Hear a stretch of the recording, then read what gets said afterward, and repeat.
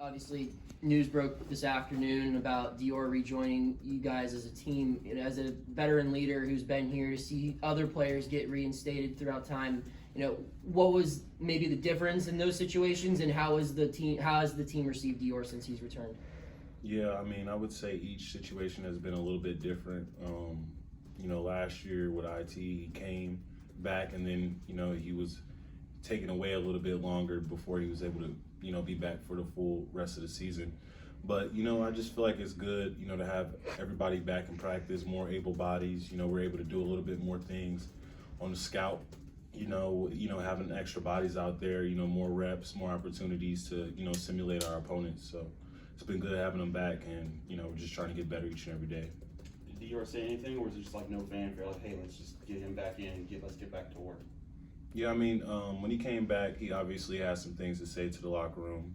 After that, we had a family meeting, and we've been back to business. We're looking forward to an awesome opponent coming in on Friday, and we're just trying to keep the main thing the main thing. Was your input were your input as players considered in this decision of bringing him back? Were you guys asked what you wanted to do, or was that just a decision made by Coach Cape or the university?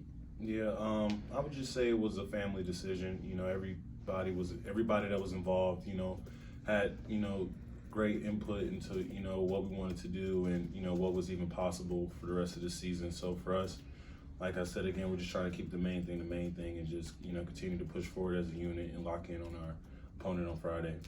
How hard is it to deal with losing a teammate during the season, whether it's to injury or to something like this, where you kind of have to regroup and say, okay, this is what we're going to be going forward, and kind of change maybe the scope of what you're looking for? Yeah, I would say nothing's linear. There's always some ebbs and flows, things that change, injuries and other things like that could take away from, the whole group being together. And, during those moments, it's just next man up opportunities for other players. As you've seen, we just try to get better as a group regardless of who's, in the locker room and, putting on the jersey. JB, do you want to talk about North Carolina now? I mean, we can. Okay, I figured you might want to do that instead. Yeah, okay. Just looking at what North Carolina brings to the table, they have so many different players who can score the basketball. What do they do well that makes them so dangerous on the offensive end? Yeah, I would just say their change of pace. Like, they play pretty fast. They're a transition team. That's one of the emphasis that we're gonna have going into this game, is getting back in transition. Putting man in front of the ball, trying to stop the basketball, and as their players are very talented. So that's what makes them a great opponent to go up against. You guys were the last team to beat them before they went on their run to finish strong and then have the really big finish that they had last year. What's different about this team this year that you guys have studied and said, hey, we got to lock in on this part of them? Yeah, I would say for the most part they got a lot of their guys back, so it's pretty much a lot of the same pieces. They've just got another year under their belt. So for us, they're very dynamic. We're taking our scouting report from last year and putting some wrinkles to it, and we just got to come together on Friday, with our hard hats on. What's something that Caleb Love does well that makes him one of the best players in the country? I would just say he's a 3-level scorer. You got to respect him at all levels, and that's what makes a guy dangerous, is when they're very versatile, and he has that. You mentioned, I'll ask one more Dior question and then I'm done.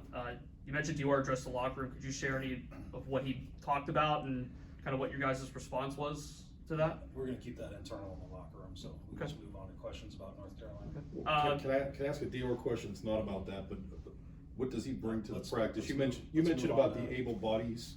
What does he bring to practice that can maybe possibly simulate something that Carolina does? He's already talked. We've already addressed the Dior stuff. Let's move on to North Carolina, please. So just with North Carolina, and then even looking forward, I mean, you guys have a gauntlet of games coming up here with Virginia and Clemson and Duke. I mean, does it help that you had a little bit of time off and were able to all kind of, go back with your families for the holiday and now get back together well rested? Or would you have preferred to just kind of keep on rolling because you guys were playing decent ball after your Syracuse win? Yeah, I would say it was good for all of us to take a break. Get back with our families, be able to regroup, be able to rest our bodies. We got a lot of guys that play a lot of minutes, so for us, I would say it's good. And in practice, we're just trying to simulate as best as we can to the game. You know, coach is doing his job as far as scouting reports and, you know, incorporating the right drills and schemes that will prepare us for Friday. So for us, it's just, you know, getting our bodies back moving, getting our minds back right, and, you know, fully locking in for the game on Friday. North Carolina has a lot of different guys who can score from different ways.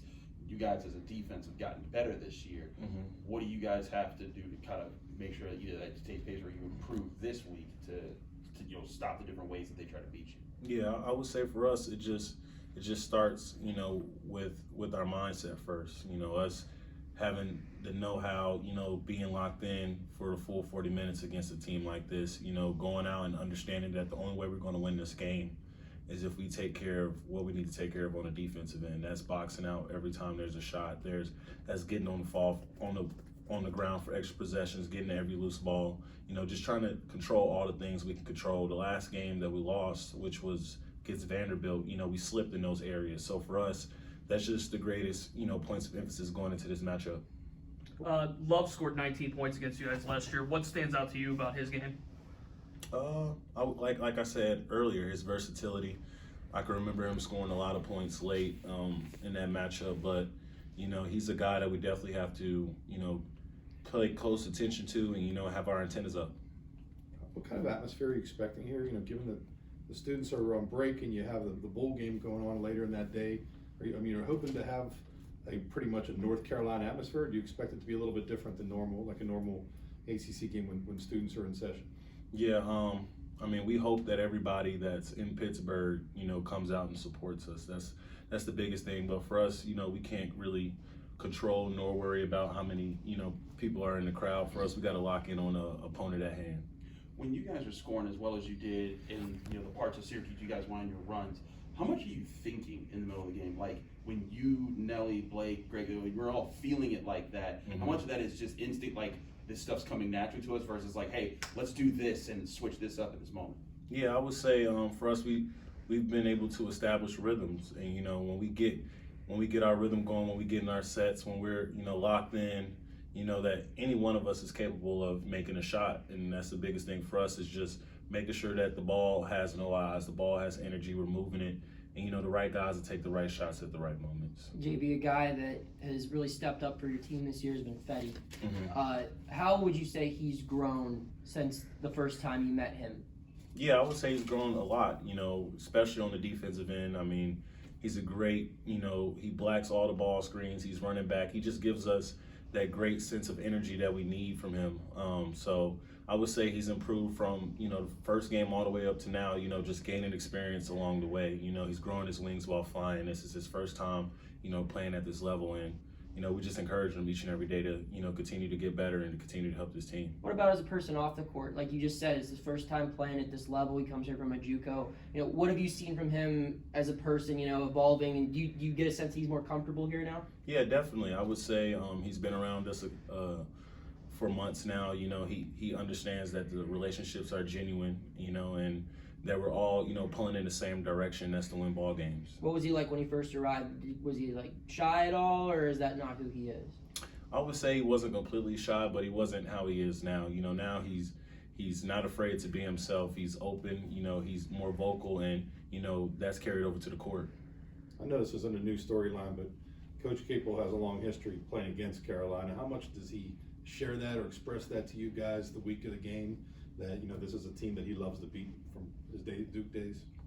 Yeah, I mean, you know, him being a past player, you know, at Duke, there's obviously a rivalry going on, but, you know, in special matchups like this, he just continues to put the battery in our backs, you know, especially in moments, you know, in matchups like this, he just continues to encourage us and, you know, light a fire underneath us. So, you know, we're just looking forward to the matchup again and feeding off his energy as he's on the sideline, you know, directing us and coaching us. I've heard a few other of your teammates say that for the battery in our back. Is that another Capelism? Is that something he says, or No, where'd you guys get that it one actually from? came from Nike. Nike. Oh, that's Yeah. who I heard it from. Yeah, Okay, so you it got that actually from him. came from Nike, and I've coined it. You know, I've taken it from him, and, you know, I just try to do the same thing, and that's put batteries in other guys' backs All right. each and every day. Very good. Thanks, guys. Thanks, JB. Thank you, Jim.